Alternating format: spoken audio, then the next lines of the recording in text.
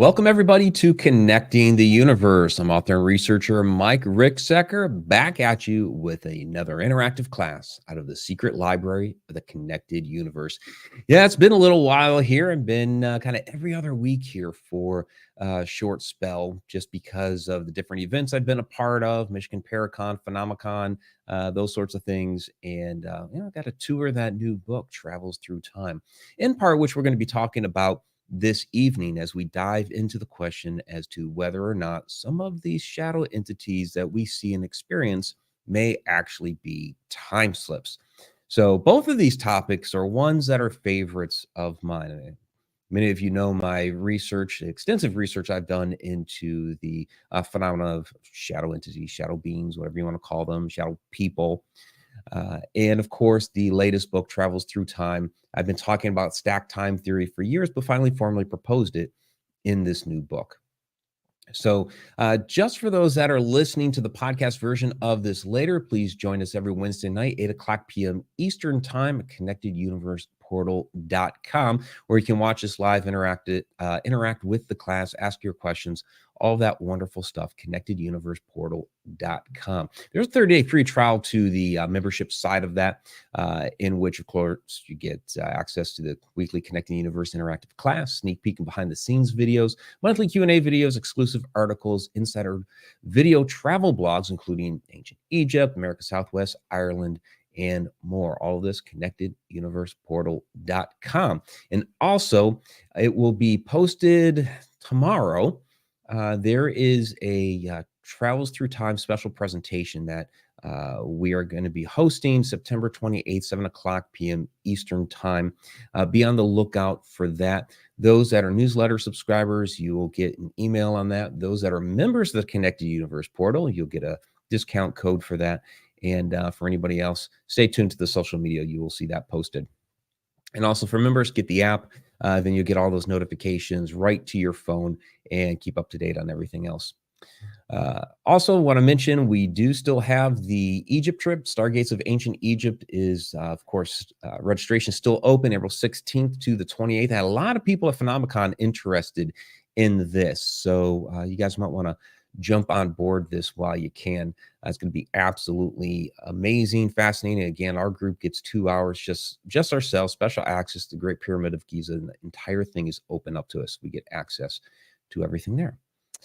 All right, so our class question for this evening, let's go ahead and dive into this topic.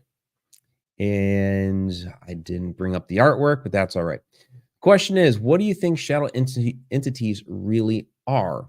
Spirits, interdimensional beings, ETs, all of the above, or something else? So I had a lot of feedback on this. So Alina, our chat moderator from Edge of the Rabbit Hole, also a member here at Connected Universe Portal, says, I feel all spirits and other entities can show up as a shadow form when there's no physical body. It's how the energy appears to manifest. I like that. Very, very good answer. Basically, it's the way our eyes work and function as far as being able to see a shadow. We only see into a certain narrow band of light. And as these things morph in and out of our plane of existence, in and out of our dimension, they only show up to us in a certain way, which is a shadow. A lot of responses here to the YouTube post that I made earlier today. Tina Louise 1268 says interdimensional beings, watchers. Anderson System 1 says definitely interdimensional beings in our opinion. Christopher W says you've talked about how they are all of the above multiple times, and I agree. Well, thank you very much, Christopher. I'm glad you're paying attention. I like hearing that people are out there watching. I do have a lot of videos out here on the YouTube side. And then my good friend and colleague, Mark Anthony, the psychic lawyer, psychic explorer. This is off of the Facebook Connected Universe portal page. He says, all of the above.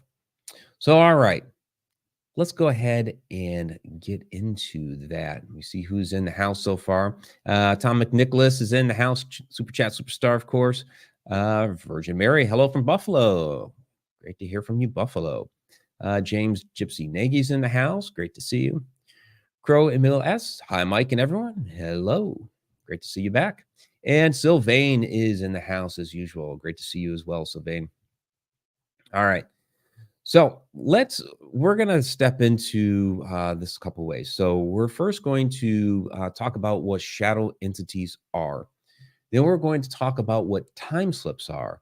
And then we're going to talk about both of this phenomena together and how we are actually experiencing these things. So I have a lot of clips here from the Shadow Dimension docu-series.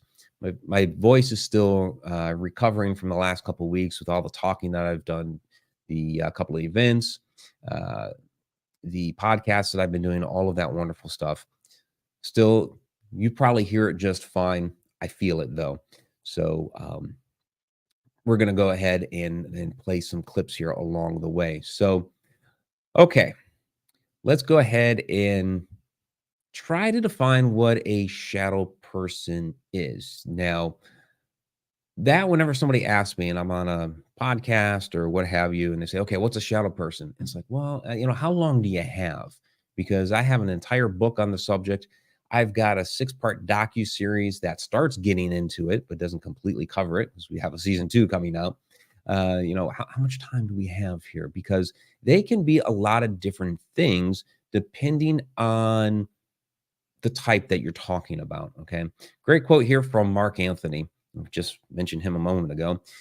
He says, we may very well be dealing with several different entities, several different species using a similar energetic modality in order for them to communicate or to visit what we call Earth, which I think is extremely accurate.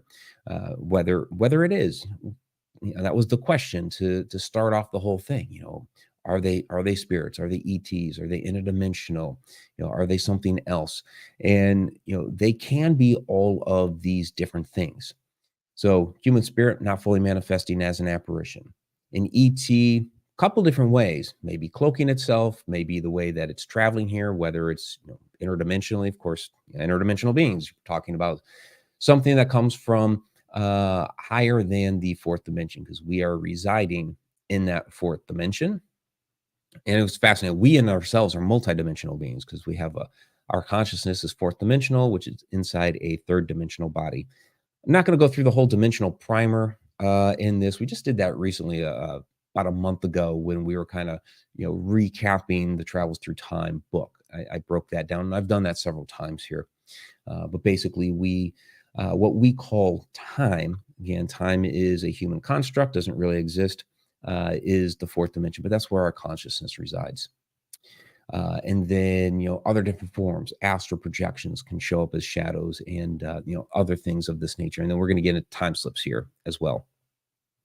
Mary Marshall, and both of these are in the Shadow Dimension docuseries, says, we do a disservice to ourselves in the field by trying to find out what is this? And then this is the answer. And this is the only answer. There's multiple answers. And again, I absolutely agree with Mary there, because they are a variety of different things. It's just the way our eyes are perceiving this thing coming into our dimension. We don't have the correct geometry. We don't have the correct physiology to see it in its entire form. And so we're just seeing what our eyes can pick up on, which is in many of these cases, just the shadow aspect of it. So James says, got the book and watch your series. Good work. Thank you very much. Appreciate that. And Jill Chomsky's in the house. Great to see you, Jill. So, all right. Now, I've talked many times in this class, on this channel, wherever you're watching right now, about the different types. So, meaning like the way they physically look to us, like a humanoid figure, the ones that are wearing the hats. You've got hooded figures. You've got mists, wisps. You've got crawler. You've got a large variety of different things. And some of them have red eyes. Some of them don't have eyes. Some of them have for purple, green, white, blue, all kinds of yellow, a variety of different colors. So we're not going to get into all of those specifics here. We've done a lot of work on that before. refer you back to some of the older classes. And we'll probably cover it again at some point. But I wanted to just show here, like I said, we have a number of clips from the shadow dimension. Kind of what is the quote unquote typical story of a shadow person. And again, we're going to end up covering shadow people first, and we'll cover time slips, and then we'll mesh them together. So this is kind of like really a typical story. I've seen a variety of different shadows throughout my life in a variety of different forms, but the first one was really kind of that classic tale. So I'm gonna go ahead and show this. Shadow entities are some of the most enigmatic and mysterious phenomena that we know of in the supernatural world. And I get asked quite often where my interest in this phenomena came from, basically where I got my start. And it all goes back to when I was a child, and I was about 8 years old. And the house that I lived in, I would never say was haunted. However, I woke up in the middle of the night one night, and there was this tall, dark figure standing in the corner of my room. And of course, I had no idea at the time that you called it a shadow person or anything like that. I just thought there was an intruder in the house and it was about to kill me. But of course, I'm still alive to tell the tale. What it ended up doing after that was really unusual and quite different than most other shadow person stories that have been related to me over the many years that I've been researching this phenomenon. And what it did is it approached my bed, leaned over, grabbed me by the wrists, and crossed my arms across my body. Now, during this time, I'm trying to scream. My mouth opens up and nothing comes out. I'm completely frightened, and I'm looking up into this black, basically blank face. There's no eyes, no nose, no mouth, no features whatsoever. It is just a black entity, for lack of a better term. I would say person, but I don't think it was a person. What it did after it crossed my arms like that is it ended up running off down the hall. And I turned my head from where I was laying and watched it run off down the hall, and of all things, into a closet. I have no idea why it went into the closet. Well, at that point, I found my voice, found my legs, ran off to my parents' bedroom. And of course, my parents are, very nice, kind parents, and they're trying to console me. Again, I was about 8 years old, and they're telling me that I had just had a bad dream. Well, I know I hadn't had a bad dream. I was awake for this whole thing. I had woken up from, I have no idea what in the world I was dreaming of at the time. But, I woke up and I saw this thing. This thing was in my room. I felt it touch me. And that's something I get asked a lot. What did it feel like when it touched you? Because people wonder, okay, did it feel cold? Did it feel electric? Really, it just felt like somebody was taking me by the wrists. It didn't feel like anything special or anything like that. At least, not that I can recall. Again, I was very frightened at the time, being how young that I was. Okay, so that's one particular kind, one story, one particular kind. It's kind of that classic story of waking up in the middle of the night, seeing the shadow in the room. This one got physical. But we see them all different times of the day. We see them in a variety of different situations. You can see them running down the hall, through a room. You can see them outside in the woods. People have seen them in the park. Again, all different times of day as well. So, I wanted to share that story there just to illustrate, at the time that I filmed Shadow Dimension season 1, I was going on the premise that, okay, this was some other being from some other location. I wasn't sure what. I'm even saying in there, I don't think it was a person, but I wasn't really sure. Now, there were people that I had talked to over the years, one being a psychic medium that threw out a suggestion like, well, maybe they thought you were dead and were trying to put you in a burial pose, like, kind of crook and flail sort of thing out of ancient Egypt. And that got me thinking about, okay, this thing, maybe it wasn't, a type of person, maybe it was some sort of other being. What type of being was it? And I do see Jen is down in the house. Jill is giving a shout out to Adam Tillery. Yeah, he's probably lurking out there. Look for the eyes later. He's probably got them down there. So, what I ended up doing between the filming of the 2 different seasons, and you're going to get a, glimpse of this in, Shadow Dimension Season 2. In fact, those that were at Phenomicon last week, you got a preview of this. There were 2 clips that I played from Shadow Dimension Season 2, and one of them was this, and I know this looks like I'm sleeping. But I'm actually going through a hypnosis session. And those that are members of the Connected Universe portal, this is also on the portal site in the member area. You can find it there in the sneak peeks area. So I actually went through a hypnosis session. What was it? 2 years, almost 2 years ago now, to try to get to the bottom of this. It was just before I went to Egypt the first time. So yeah, that would be like 2 years ago now. Whew, time flies. Can you believe that? Uh, so what was interesting, what came out of that, and again, you'll see this in Shadow Dimension Season 2. And down in the description, you'll find links there to the Shadow Dimension. Also, I have links there to the interview I did on Gaia TV with Regina Meredith and Open Minds, talking about shadow entities. And you'll also find the links there to the book and everything. So what came out of that is, we did a past life regression first, and then we went into things that I wanted to know a little bit more about, and that was this first interaction that I had with a shadow person. And again, this one is very, very different than any of the others that I've seen throughout my life. I'm not going to get into all those stories, but very different. And so what was fascinating was I got a perspective. We actually started channeling this being. Now, you may be sitting there saying, well, didn't that happen 40 years ago? Yeah. Yeah, it happened 40, 41, maybe 42 years ago. I'm aging myself here. Yeah, it happened that long ago. So how can we channel it?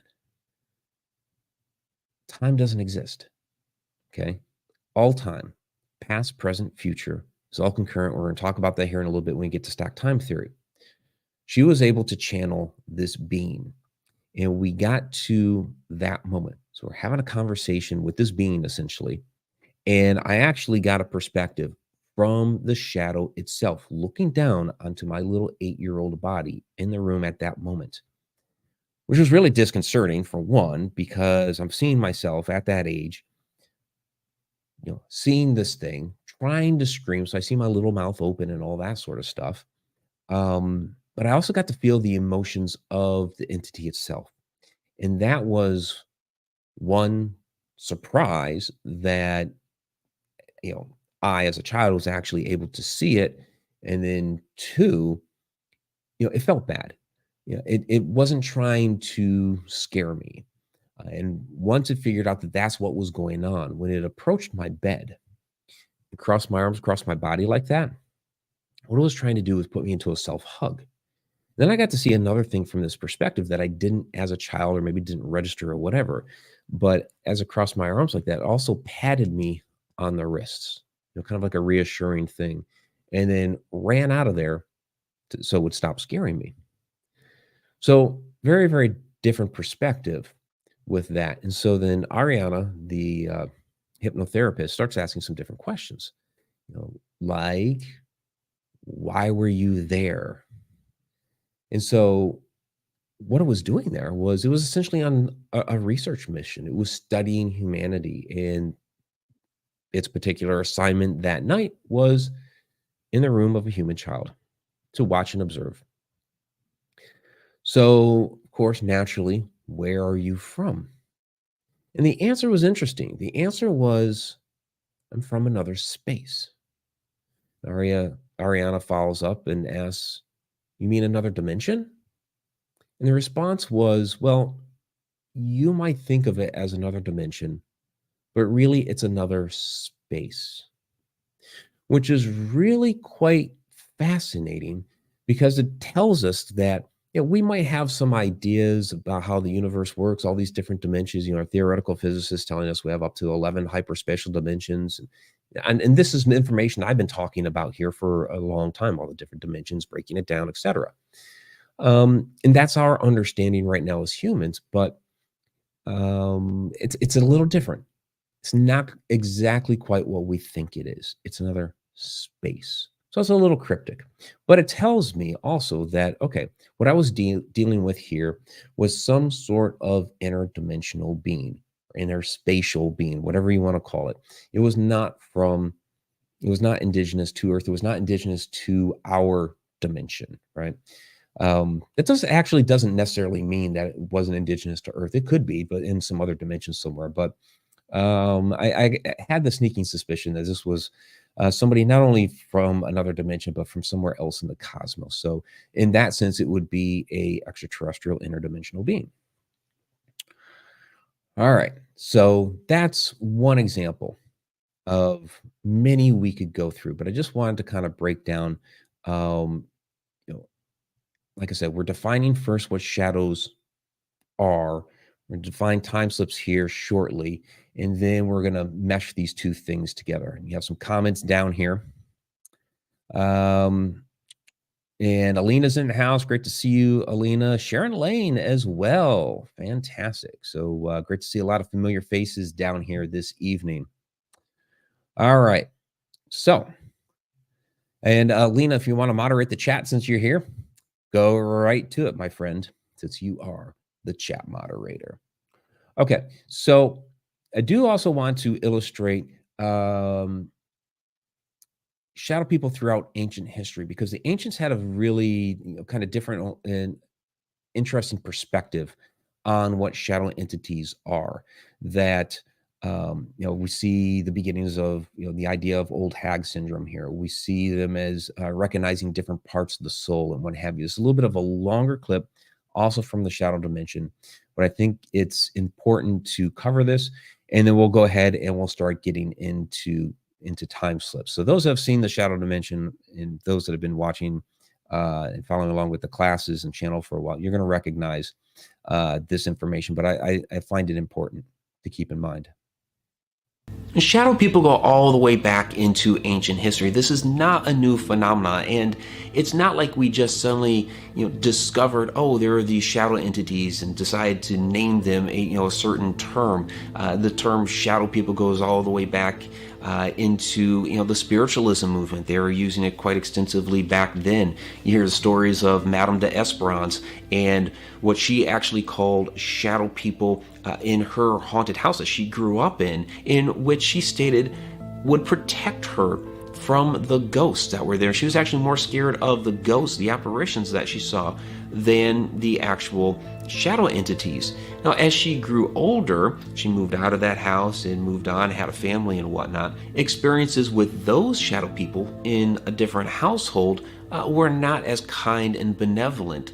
So, her opinion in some ways changed over the years, not toward the shadow people she experienced when she was a child, but shadow people in general. Her opinion changed because the entities that she interacted with or experienced as an adult were doing different things than the ones that she experienced as a child. So not all shadow entities are alike, and so we can't just compartmentalize everything into just a one and done. They're all evil, they're all dark. No, they all have a varying degree, like with humans, of whether or not they're good or evil, and there's just really a lot of gray area here. But we see back as far as ancient Sumer, where shadow entities are reported there, and this we see in the form of the demon known as Alu. And yeah, I understand it's a quote-unquote demon, but you have to understand with demons back then and the way they classified things, not all demons were evil. Now, Alu seems to be a more nefarious kind because he would hover over people at night. He was known as a binding demon. So you're seeing the idea of like old hag syndrome, sleep paralysis, that sort of thing here. And that was imparted onto this demon known as Alu. And he was a type of Udug.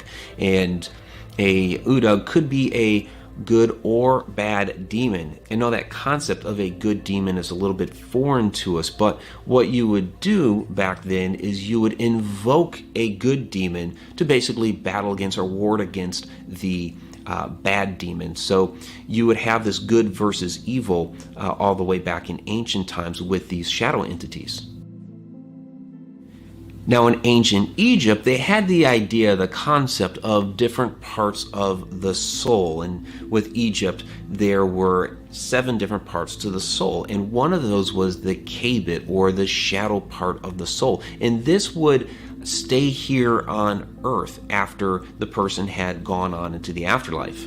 When we go back into our ancient history, we do have accounts going back into the ancient Babylonians, where they could travel from this place into a dimensional space between worlds called the Plain of Sharon, like the Rose of Sharon. Now, in the ancient Egyptian texts, we know in the 5th dynasty pyramid texts that we find over in Saqqara, they talk about a field of mufkuts. There is this other space that you could say we can leave the body or go from these 2 worlds.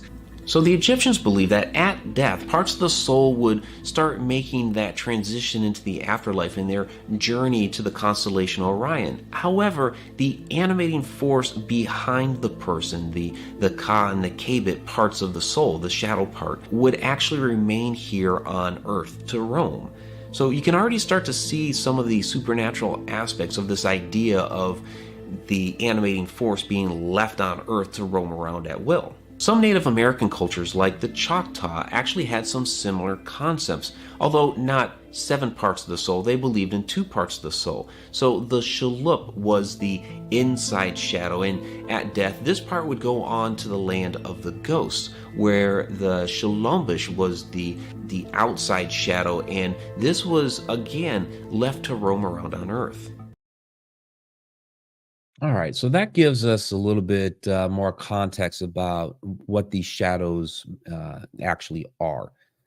And again, a variety of different things. So a couple comments I missed earlier. James Gypsy Nagy says, depends on the laws of their dimension. There might be different types, like different people here. Yeah, absolutely. As you climb through the different dimensions, you are going to have different laws, and there are, of course, different beings living within these other dimensions. We tend to, I think, forget about that. And then Sage Sleuth says, no idea, but I've seen them many times through the years, mostly in daylight. See, in the daytime, doesn't always have to be at night in the bedroom.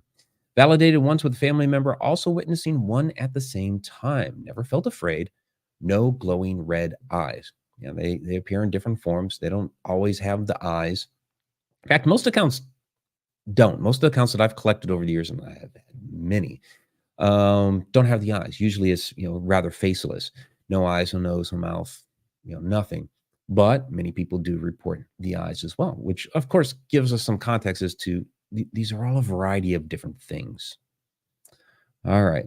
And then Alina says, it's really interesting to me how shadow people are both seen while wide awake and during the dream state. I experience both. Yeah, sometimes people get those type of impressions through their dreams, but within the dream state, and we're not really getting into that aspect tonight. Dreams, premonitions, all that sort of thing is an even bigger topic.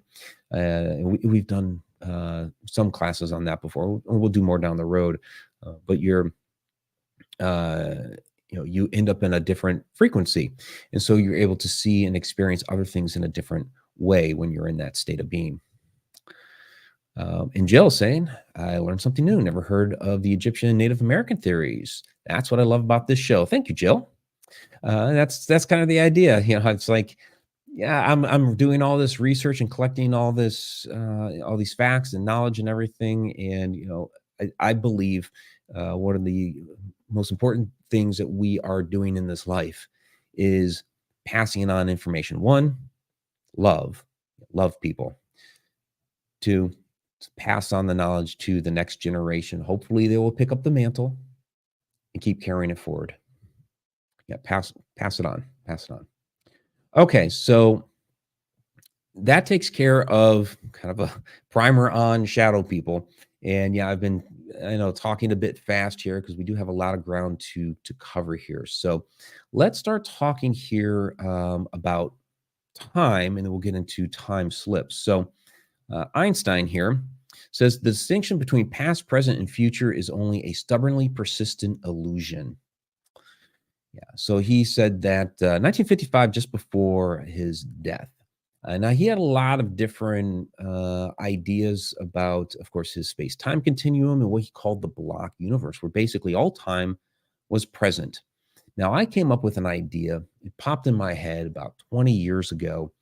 And, where I'm doing research and having some experiences, all that sort of thing. And it just occurs to me, well, what if, again, all time is concurrent? There's no past, there's no present, there's no future. It's all concurrently right here. And we do see other cultures throughout our history have these different ideas. The ancient Egyptians had some similar type concepts. The native Australian Aboriginals absolutely did what they called their dream time, where all time is concurrent. So we see, those things play out. But here's Einstein talking about it.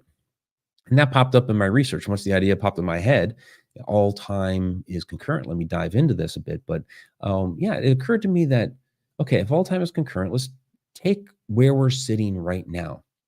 And every moment that has happened, is happening, and will happen, we're all stacked on top of each other. Like each moment is there as a photograph in that stack. And so you stack up all those photos, and that's what I call stack time theory. So what a time slip would be in this is two of those moments, because everything's frequency, resonance, vibration. Two of those moments resonate at the same frequency for just a moment, and we get a glimpse of another point in time.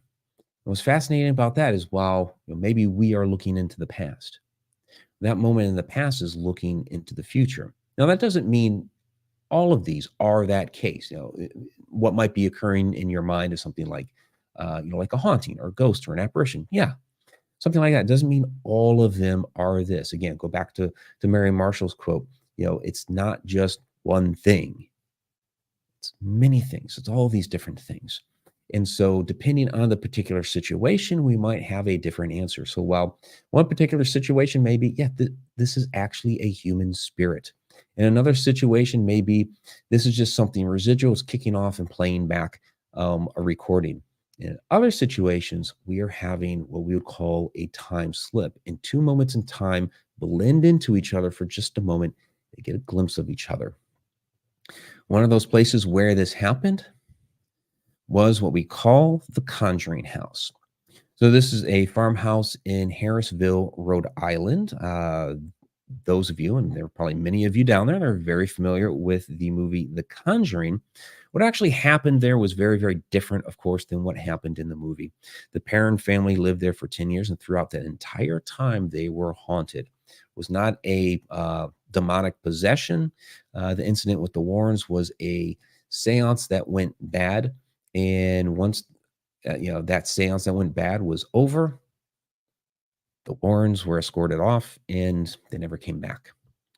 So all of that said, there's so many fascinating things that happened at that house between, seance that went bad, hauntings that happened there, shadow smoke that was seen upstairs and elsewhere throughout the house, UFO sightings. I'm going to let Andrea Perron, again, another clip from the Shadow Dimension. I'm going to let Andrea actually discuss this, because to her, all the things that happened there in the house, the time slip that happened there, was the most amazing. Everybody always wants to know about the seance that went so very badly wrong that it almost cost my mother her life. And it was horrible. That was the worst experience of my life. I wasn't actually involved. I was an observer, but I thought I saw my mother die. And I can't think of anything more traumatizing for a child than that.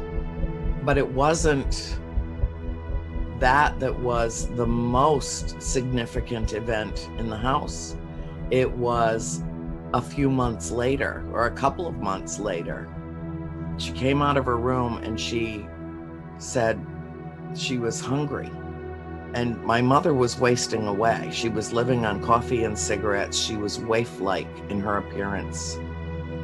And it was late. It was about probably 10:30 at night. I had made beef stew for my sisters that night and had helped them get their homework done and gotten them off to bed. And then I sat quietly in the parlor and fed the fire because it was October and it was cold. And I was just doing my homework, and she asked me if I would kindly warm her up a bowl of beef stew and make a short pot of coffee for her.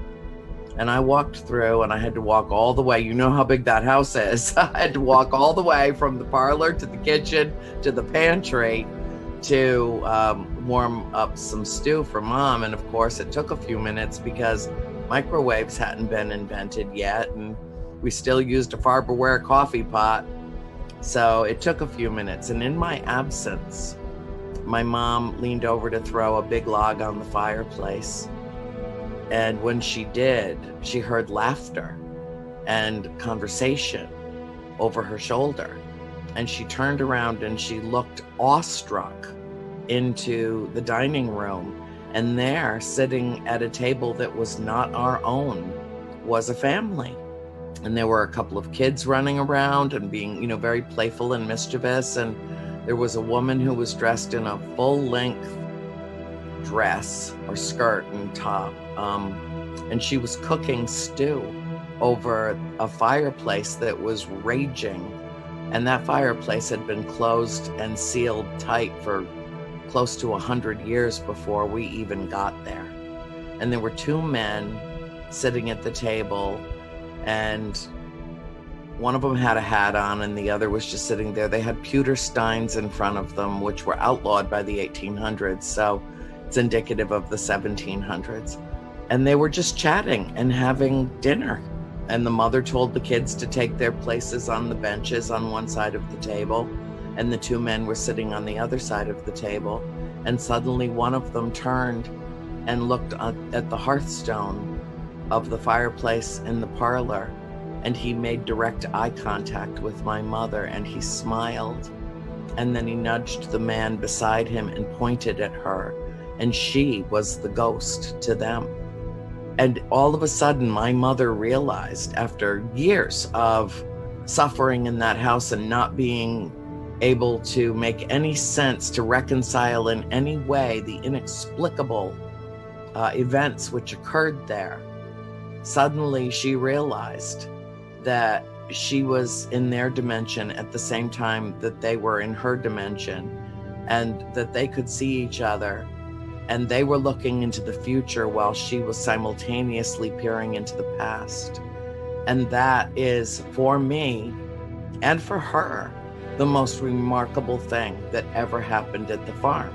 Some people are like, well, okay, yeah, but what's scary about that?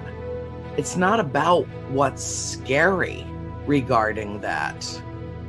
It's about what's miraculous regarding that. Yeah.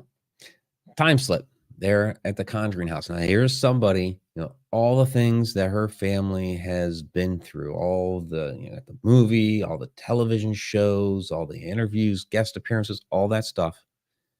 This to her is the most amazing and miraculous thing that ever happened at that house.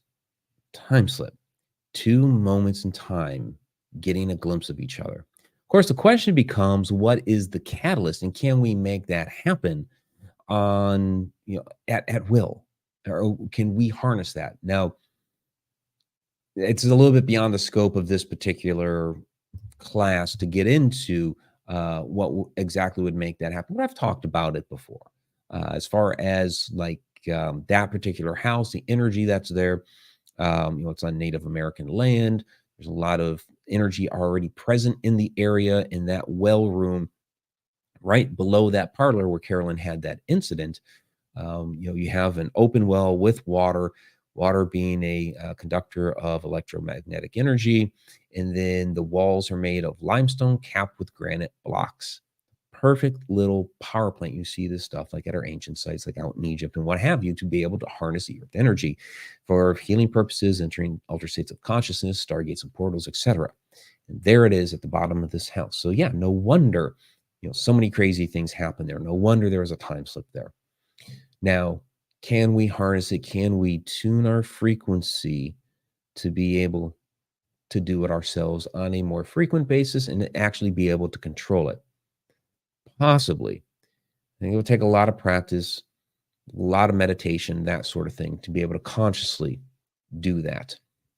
Okay, so since we're talking about time slips and shadows, are some of our shadow incidents that we see. Now, with this particular incident at the Conjuring house, it was like an entire scene played out before her.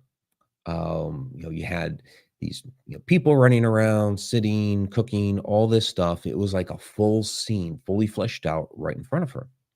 Okay. Well, what about other paranormal, supernatural incidents that we observe? Well, interesting story that came across to me a couple of years ago now. So, relayed to me by my friend Jim Harold, who runs a number of different paranormal supernatural podcasts. And in an interview with him, he's telling me about this story about a young man. And when he was a child, he had walked into the kitchen, and there by the kitchen table, he saw this tall, dark, hooded figure, scared him to death, ran out of there. So, for a number of years, doesn't understand it while he's younger. As he's growing up, learn a little bit. Okay, it becomes the hooded shadow person story, right? Well, he's a young man, growing now. Um, he's at the table in the kitchen one day making a sandwich. He's wearing a hoodie. And all of a sudden, in the doorway, he notices this shorter shadow person walk into the room and then, boom, take right back off.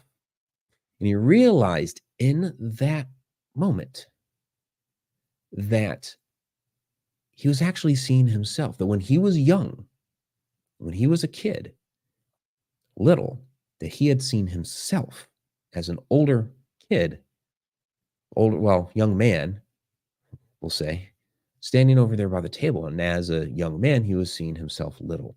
So you could say, in some senses, doppelganger incident. It's where a lot of people would classify this. I've talked many times about Goethe's doppelganger not really being a doppelganger.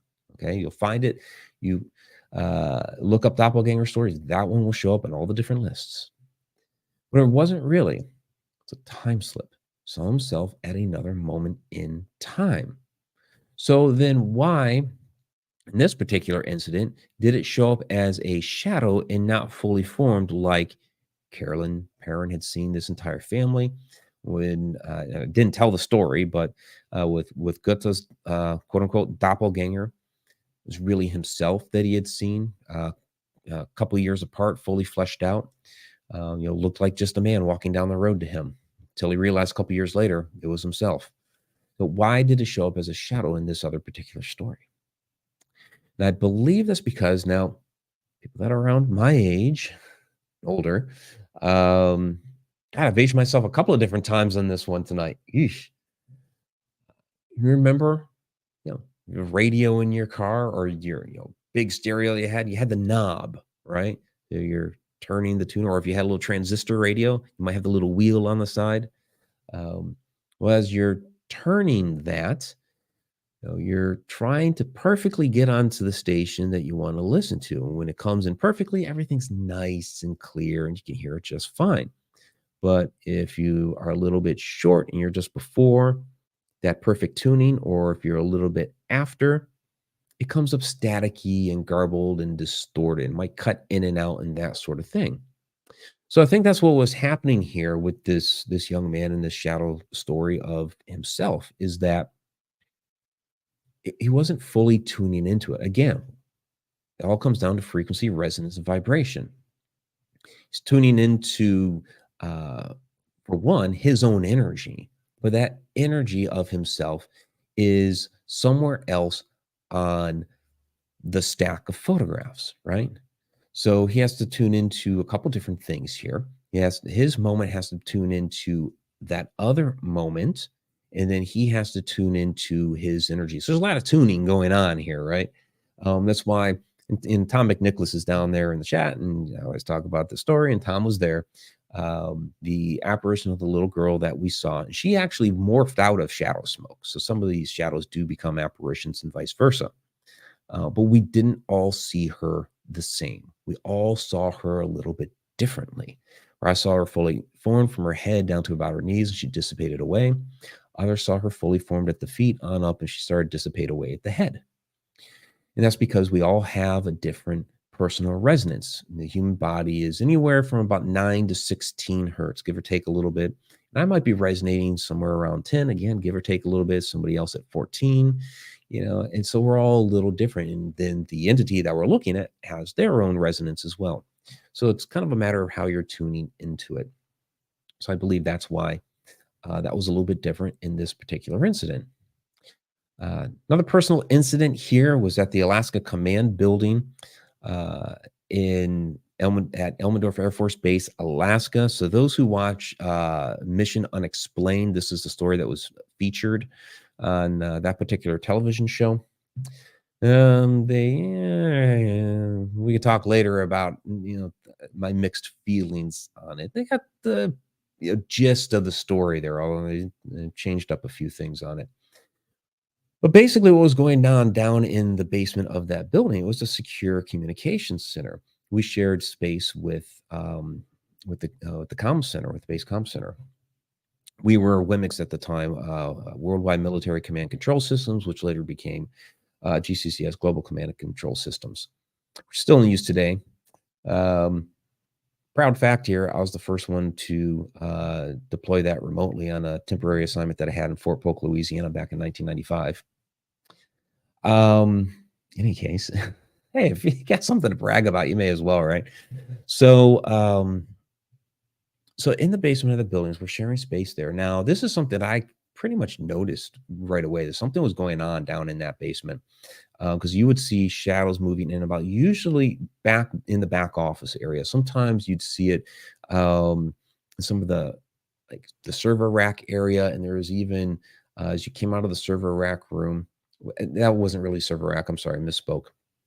It would be their racks, but they had routers, patch panels, multiplexers, that sort of thing. As you came out of that room, there was a subfloor there where they had the actual computer servers themselves. And then there was another little room back there with a bunch of old printers that sometimes you'd see a shadow move in and out of there. So it was kind of all over the place, but usually in the back office area. And many of us saw this. So my first little sit down with my supervisor when I first got into that office, which was after about a year, almost a year of being up there in Alaska, so I had to wait for my security clearance to come in. He had been he was either on vacation or on a temporary duty.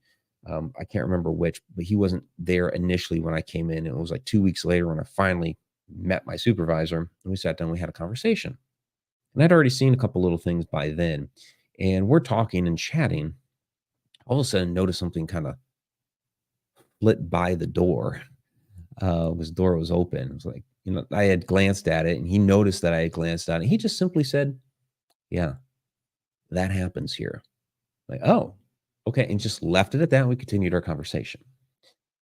But others, other airmen and personnel, as we're just like walking through the offices or sitting there doing our work, we would see stuff. We would see those shadows move. And so it was kind of talked, in whispers, because you didn't want to bring it up the chain of command, because then you'd find yourself down at mental health and get your security clearance taken away. So, but people would say, "Hey, did you see that?" Be walking toward the little break room where we had snacks in the fridge or whatever. You see something, dart down that hall. Like, "Oh, dude, you see that?" Yeah. And so the prevailing story at the time that was told to me by others was that the building, again, this building here, Alaska Command Building, Elmendorf Air Force Base, Alaska, was originally a hospital. And where we were at in that basement had been the morgue, and where where the rack room was at, where we had our multiplexers and patch panels and all that stuff, had been where the coolers were. Okay, great story. Makes sense. We're seeing, shadows of the people that had died, bodies that had been in the morgue. Okay, fine. So when I started doing the research for my book, Alaska's Mysterious Triangle, of course, I'm going to tell this story because it happened in Alaska. And so, I want to get all the, names and dates and facts right about the building. So I start doing research on this building. And guess what I found out? It was never a hospital. It's built for exactly what it was being used for, command. So then what in the world were these shadows that we were seeing down there flitting in and about, the cubicles, the rack room, the printer room way in the back. I call it a printer room, but that's just because there's a bunch of old printers. I never saw the light once turned on in that room back there. There are a bunch of old printers. It's just almost like a storage room or whatever. So what were they, if not these spirits of the dead? Well, yeah, I go back to the way time in the universe works. We go back to our stacked time theory. Now, we're talking, you have energy there of the Alaska Triangle. And it does a lot of strange, interesting things up there. Okay. And, people may kind of scoff at the idea of, energy from the, but it's legit. In 1965, the U.S. Department of the Interior did an extensive survey up there, found, five distinct, and they only did a sixth of the state. But in that sixth of the state, 100,000 square miles, they found five distinct magnetic characters within which they said, this is our government's research, there were distinct negative anomalies within it. So it's a legitimate thing. So I believe what we were witnessing, what we were seeing, there could have been personnel from the past. I think we were seeing time slips, a little bit of an overlap there. Okay. And because of the energy of the area, it would just, at random. Personnel from the past, personnel from the future. They may have even been ourselves that we were seeing from time to time. Maybe it was me a week ago or me 3 months from that point in time. I believe that they were us in that room or in that area. I say room, several different rooms, one office, I guess. All right. And Tom says, computer rooms are always full of electrical current, which can bring in activity. Yeah, you have that EMF as well. Now, there are detractors that will say that, well, the high EMF would cause people to, also possibly hallucinate, which is something you check for when you do like a paranormal investigation. You check to see what are the high EMF areas that could be causing people to feel panicky, on edge, could give them while they're asleep, give them, weird dreams and stuff like that. You check for those things while you're doing a paranormal investigation. However, the area where we saw the most shadow activity was in the back office area, away from all of the really high EMF from the servers, the big racks and everything that we had. It was over there by the smaller PCs. Actually, a lot of them were Macintoshes, big, huge towers and everything. They were locked down Tempest type machines. So those that are familiar with Tempest security, basically you're enclosing the tower with this mesh, and you got like 1,000 screws in it. It's insane. Ain is in the house. Great to see you. Darren Buss is in the house as well. Awesome. And Tammy Hartkopf. All right. So we got a lot of familiar faces showing up. Mr. Cuban, shadow entities can travel at incredible speeds. Perhaps they can interfere with timelines. Well, and we're kind of talking about the time slip aspect of them as well. And yeah, as far as Nikola Tesla, I talk about Tesla in the book. We're not going to have time to get into Tesla this evening, but not necessarily with shadows, but with the time aspect, yes. Okay. So, all right. I do want to talk about one other story here. This is another personal story, and we'll get into this is another one. Again, we're combining shadows and time here. So I have a little 2-minute clip here from a video I had done a few years ago. Would have been, given the background, it would have been really when I first moved into this house. So we're looking at about 3 years ago here with this particular clip. And actually, in the background, you can see the first edition of A Walk in the Shadows. So yeah, it would definitely be like 3 years ago. A personal experience that I had that could possibly be a time travel type of experience, or possibly a time overlap experience, was an encounter I had with a shadow person at a restaurant called Johnny V's in Muskogee, Oklahoma. We were just finishing up a paranormal investigation. A couple of people were upstairs in the bar area, some others were out in the restaurant area, and I decided to take a last photo sweep of the restaurant. As I was walking through the main doors to the kitchen of the restaurant, I suddenly spotted a shadow that darted across the kitchen really quick and slammed through the side door of that kitchen and into the restaurant. It was a very fast, very translucent shadow, but it was distinctly there, and you heard the bang of the door when it slammed into it. What's unusual about this is that even though I heard the slam of that door, it was just a flimsy little metal door that you could open very easily with your finger, meant for waiters and waitresses to walk through with heavy trays of food. The door didn't open. I called out to the others to see if they had heard what I had, and they had. And I do have a theory on this, that this shadow person was some sort of interdimensional being, for some reason crossing my plane of existence at that particular time, and that when I walked into the room, it saw me, I scared it, and it ran through that door. Now, perhaps on its plane of existence, that door opened wide and it ran right off into the dining room. But on my plane of existence, that door stayed closed. But sound being on a different wavelength resonated between the two planes of existence. While this could purely be an interdimensional being like I described, could this also have been someone else from the building's history? Our moments in time overlapping each other for a brief moment. Okay, we have a $5 super chat here.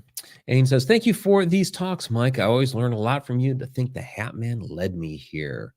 So I'm sorry it was the Hat Man that led you here, but I am happy that you are here. And thank you very, very much for the $5 super chat. So super chat, superstar this evening. Hey, right. Darren has a question here. Says, so today a coworker asked me if shadow people think they are still alive. I gave him my answer. What do you think, Mike? Well, again, it depends on the shadow, because some of them are, if it's a extraterrestrial, interdimensional being, that sort of thing, they are alive. It's not even that they think that they're still alive. They actually are alive. Some of these that are, if they're human spirits that have passed and can't fully manifest as an apparition, yeah, you might have a mix there. You might have some that realize that they have passed on, like my good friend Rob Guttrow, when his aunt came to visit him to deliver a message, or to have Rob pass on a message to her sister, which would have been his mother. She knew that she had passed, but others, might believe that they're still alive. In this particular case with Johnny V's, now this would be one where, yeah, they are still alive. That's the door in question. They are still alive, but on what plane of existence? So we could be looking at it from a couple of different ways here. One, my initial research and idea behind this was interdimensional being. And in this illustration here, we see, I walk into that room, I scare it, and on its plane of existence, it bursts through that door out into the dining room and is gone. But I don't see it because I'm on a different plane of existence. I'm in a different dimension. But sound works on a different wavelength, and so I was able to hear it but not see it. So the sound was able to traverse the dimensions. Now, time is on a different dimension. Time is, fourth dimension. That's where our consciousness resides. Again, time doesn't exist. So we say, yeah, time is on the fourth dimension. Again, time doesn't really exist. That's our perception of our reality. We use it as a way to keep track of keep track of the seasons, when to plant crops, when to show up to work at the right moment, that sort of thing. It's a tool that we use. It's our consciousness. It's on the fourth dimension, inside a third dimensional body. All of the other dimensions would see time as basically like an object they can move in and out of at will. So let's think of this time, a different moment. Go back to our stack here. Okay. If this was a type of time slip moment where I had walked into that kitchen, and again, I just saw like kind of a glimpse of this shadow. It was really, really faint. It was tall, it was narrow, and it was fast. It was fast. It really was like I had just scared somebody. Let's say that I did. Let's say that this was a time slip moment, and that was just a faint glimpse of a person. How did I look like to, I'll just say him for lack of a better, it could even be a her, whatever. What did I look like? Did I look like a ghost? Did I look like a shadow? Whatever it was, I scared it because it took off out of there. So let's think about that for a second. Because we're there doing a paranormal investigation because of all the different stories that have been going around about that place for years. So what if I just created, by walking into that kitchen, what if I just created the moment that people decided that this place was haunted? In other words, what if the person that I saw in that room was somebody from the past, say 10 years beforehand, some worker in the kitchen there, maybe working late at night or something. And all of a sudden I walk in as a ghost, as a shadow or whatever, boom, he takes off out of there. And then starts to tell the story. You'll never believe what I saw walk into the kitchen tonight. And that become the reason why we were there to investigate to begin with, which creates a paradox, because how could I have been there 10 years prior, right? It's that ongoing loop. Which came first? Me walking into that kitchen or him seeing me walk into that kitchen? I'm just throwing an arbitrary number out there, right? It's a hypothetical, but it's possible that we could have been investigating there because we created the haunting to begin with. And that's what a bootstrap paradox is. You think of like the movie Somewhere in Time with the pocket watch, where it has no point of origin. That's what a bootstrap paradox is. It's some sort of situation or object, normally an object, that has no point of origin. And in that particular movie, it's the pocket watch, where the old woman gives it to Christopher Reeve.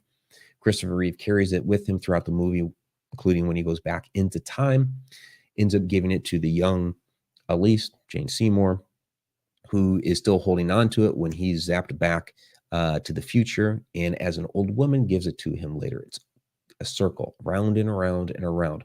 Nobody ever buys it. Nobody ever finds it in a dresser drawers, never given to them by somebody else. It's always cycled between the two. So to answer your question there, Darren, yeah, they actually could still be alive. Not even just thinking that they are alive, but actually are, depending on the type of shadow that it is.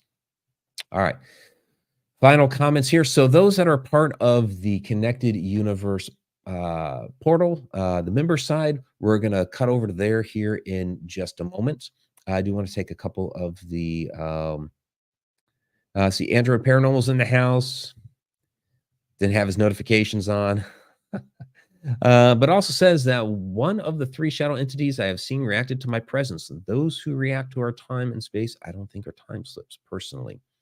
Again, with a time slip, you are actually interacting with that moment. So if it's interacting with you, yes, it could still be a time slip, because those 2 moments are actually in the same space at the same time. So you would see it and it would see you and you would have that interaction together. Go back and watch the, since you're coming in late, when this is, I guess, done being live and the archived version is there, watch Andrea Perron's story on that, and she really lays out the whole time slip there at the Conjuring house, where Carolyn was able to interact with the gentleman there, and the gentleman acknowledged her presence there. So all right, Those listening to the podcast version later, again, come visit us every Wednesday night, 8 o'clock p.m. Eastern time. I do have down in the description links to Shadow Dimension, the Shadow Person interview I had on Gaia TV, and I should have the links down there to Travels Through Time, the book as well. If not, I'll have to go back and put them in there. I'm thinking now that maybe I'd missed it, but I will add those in there. Those that are part of the Connected Universe portal, stay tuned for the after show. Everybody else, have a wonderful evening. Till next time, time really exists.